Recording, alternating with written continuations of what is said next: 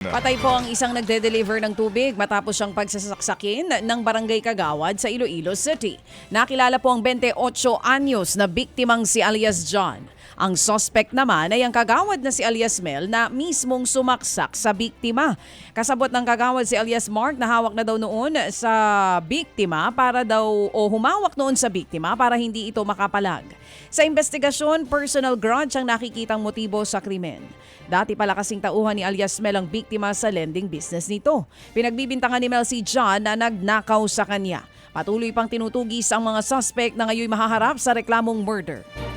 Sibak na po sa pwesto ang isang pulis sa Malolos, Bulacan na nambugbog ng kanyang nobya. Nakunan po ng video ang aktual na pananakit. Una nga pong nanampal ang babae pero sunod-sunod pong suntok naman ang iginante ng pulis. Sa investigasyon po ng Malolos City Police, March 12 pa nangyari ang panggugulpe. Pero kamakailan lamang na i-post ng babae ang video at kanyang larawan matapos nga po ang nangyaring pananakit. Nagtamo siya ng mga pasa at bukol. Nagsampa po ng reklamo ang babae laban sa pulis. Dinisarmahan ng Malolos City Police ang kanilang kabaro at nasa holding area ngayon ng kanilang istasyon. Sa isang social media post, nagsorry ang pulis sa kanyang partner at sa publiko. Nangako siya na haharapin ang kanyang kaso. Samantala, nagulantang pong mga residente matapos ang malakas sa pagsabog sa harap ng isang gasolinahan sa Sharif Agwak sa Maguindanao del Sur. Sa CCTV, makikita pong nagtatakbuhan ng ilang residente sa loob ng isang kalapit na establishmento nang marinig nga ang pagsabog. Agad namang rumesponde ang mga pulis at dito na nga nakita ang ukas sa lupa na dulot ng pagsabog. Wala naman pong naiulat na sugatan. Hinihinalang ang riding in tandem na namataan sa lugar ilang sandali bago ang insidente ang nasa likod nito.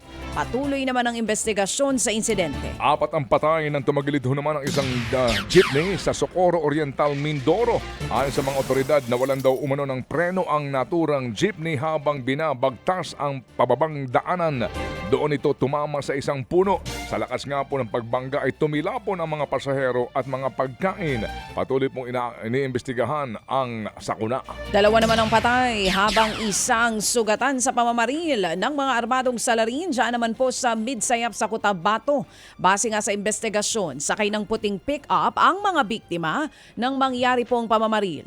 Lumalabas na bibili dapat ng gintong alahas sa mga biktima. Pero habang paparating sa nasabing lugar, binaril na sila ng mga seller na suspect. Iniimbestigahan kung anong ugat ng hindi pagkakaunawaan. Nagsasagawa na ng hot pursuit operation laban sa mga suspect. Mga kapatid, patuloy po kayong tumutok sa 105.9 True FM para sa totoong balita, impormasyon, music and entertainment. Mag-subscribe sa aming YouTube channel at podcast at sundan nyo kami sa Facebook, Instagram, X at TikTok sa True Network PH. Bisitahin din po ang aming official website, truefm.ph. At panoorin din kami sa True TV Signal, Channel 19. Kami po ang 105.9 True FM. Laging true sa'yo, kapatid.